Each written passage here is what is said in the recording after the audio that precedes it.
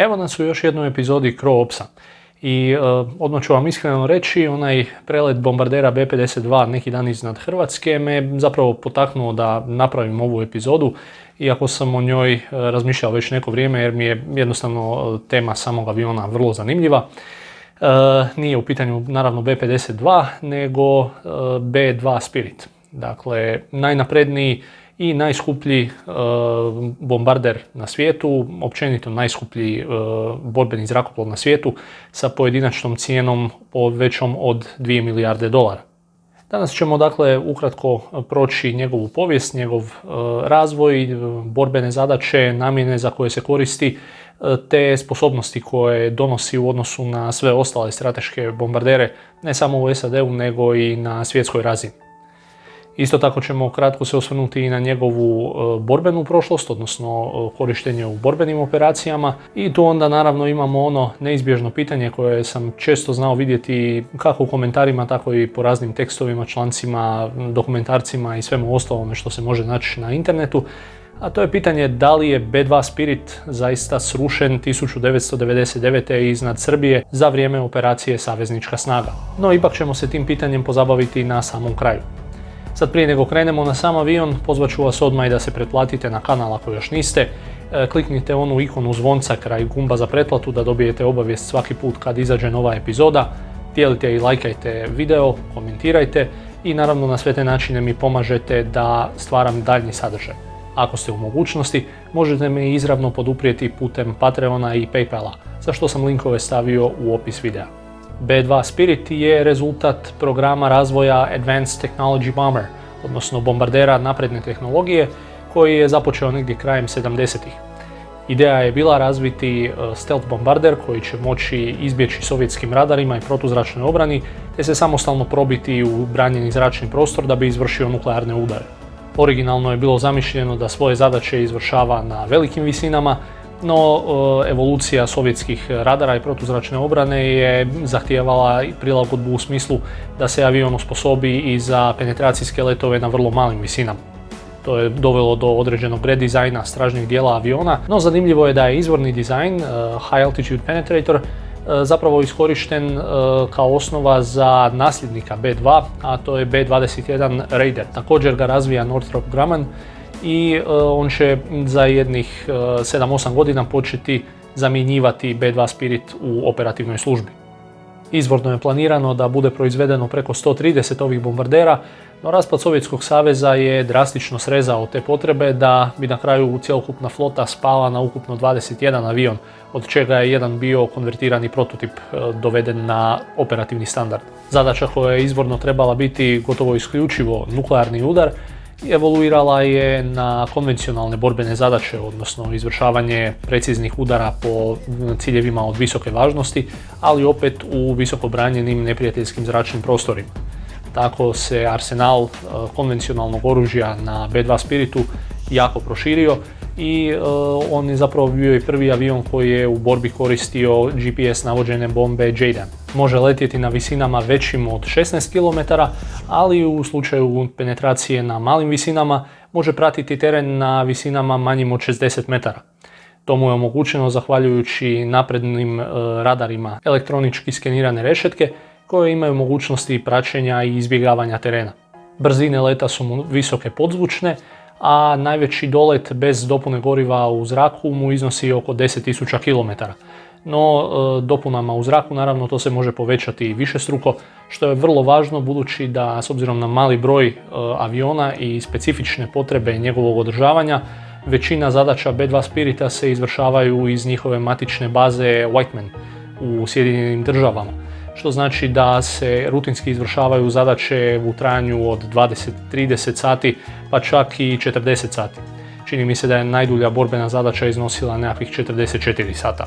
Naravno, to je vrlo zahtjevno po posade, a i zahtijeva dovoljno vremena ne samo za pripremu zadaće, nego i samo da bi bombarder stigao u zonu djelovanja.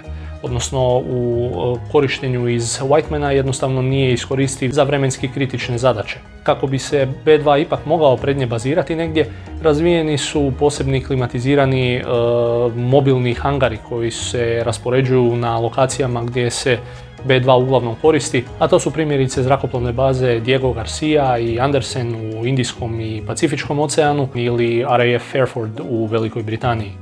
Ovi hangari dakle omogućavaju da se provodi redovno održavanje bombardera i da se ne kompromitiraju njihova stealth svojstva, čije održavanje zahtijeva specijalno klimatizirane uvjete. B2 inače ima 4 motora, iako može ovako na prvu izgledati kao da su samo 2, a oni pak imaju sustav rasipanja topline samog ispuha kako bi se smanjio termalni otisak samog aviona, koji je i dalje dovoljno osjetljiv da na nekakvim uobičajenim prezentacijama u američkim bazama i dalje nije dozvoljeno fotografirati avion s traga. Što se tiče ubojnog tereta, B2 može ponijeti do 16 nuklearnih bombi B61 ili B83, te može ponijeti većinu konvencionalnog arsenala u američkoj vojsci. Od krstarećih raketa, međutim, može ponijeti samo one konvencionalne. Raspon ubojnih sredstava, dakle, može biti od primjerice 80 Mark 82 227 kg bombi, bilo nenavođenih, bilo sa GPS sustavom navođenja, odnosno u JDAM konfiguraciji, ili pak samo 2 GBU-57 MOPA, od kojih svaki ima oko 14 tona.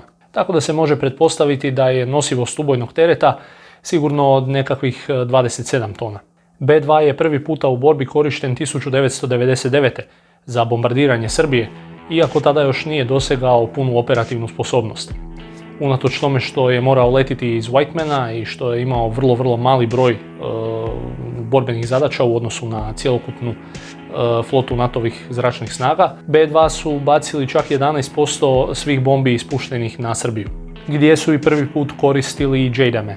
Kasnije su korišteni u borbenim operacijama u Afganistanu, Iraku pa i Libiji. Iako ne možemo reći da je protuzračna obrana tih država bila nepostojeća, pogotovo ako govorimo o Iraku u vrijeme inicijalne američke invazije i Libiji, svakako se ne može baš govoriti da je bila nužno potrebno koristiti tako složeni, skupi i sofisticirani sustav kao što je B2, i letenje samih bombardera je izuzetno skupo u odnosu na primjerice B52 i B1 koji se doduše i daleko češće i intenzivnije koriste u borbenim operacijama, no B2 se zapravo gotovo stalno moderniziraju, tako da borbeno korištenje pruža priliku da se testiraju nove sposobnosti u stvarnom okruženju, a posadama se također omogućava da skupljaju borbeno iskustvo. Korisno svakako može biti i to što je B2 namijenjen da bi mogao samostalno djelovati, odnosno ne trebaju mu prateće grupe borbenih aviona, aviona za elektroničko ratovanje i sl. I sad dolazimo do onog dijela o tome da li je B2 zapravo srušen. To je priča koja se može čuti iz raznih izvora u Srbiji. Riječ je o nečemu što se onako uzima kao nekakva javna tajna. Prema priči, jedan B2 je pogođen negdje u svibnju, uspio se dovući preko granice, ali je onda odmah preko nje pao. Sad preko čije granice? Po nekim pričama je bila u pitanju Bosna i Hercegovina, po drugim je u pitanju Hrvatska, odnosno Spačvanska šuma, tako da ima onako suprotstavljenih izjava. Neki to obaranje poistovjećuju sa rušenjem F-117. Čini mi se da sam čak vidio neki komentar o tome da je u pitanju bio B-52, dakle onako poprilično cijela priča mutira kako se prenosi i u tom smislu odgovara jednom formatu legende. Tu naravno treba imati na umu i da je Miloševićeva propaganda radila punom parom. Naravno da je svaki avion oboriv, ne postoji neuništiv sustav, neuništivo sredstvo i pogotovo ako se koristi nonšalantno, naravno da se onda i olakšava posao protivniku. Ja osobno nisam vidio nikakve dokaze da je B2 doista srušen.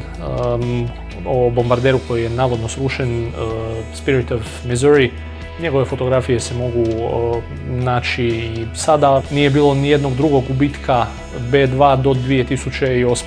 Sada se par tjedana ili mjeseci nakon savezničke snage B2 primjerice srušio u Pacifiku i da ostaci nikad nisu nađeni, ok, onda bi imali nekakav temelj da kažemo da se možda nešto sumnjivo događalo. B2 je kao nuklearni bombarder inače i podložan start inspekcijama, dakle sa ruske strane i verifikacijama tog ugovora, tako da se sa njihovim brojevima ne može muljati. Ukratko, ja nisam vidio nikakvih čvrstih dokaza da je do obaranja zaista došlo, pogotovo ne nikakvih fotografija, ostataka ili nečeg drugog, tako da po mom mišljenju evo, još nisam vidio dovoljno dokaza koji bi se mogli smatrati kredibilnima da je zaista došlo do obaranja. Ali svakako me zanima da mi kažete u komentarima što vi mislite o tome.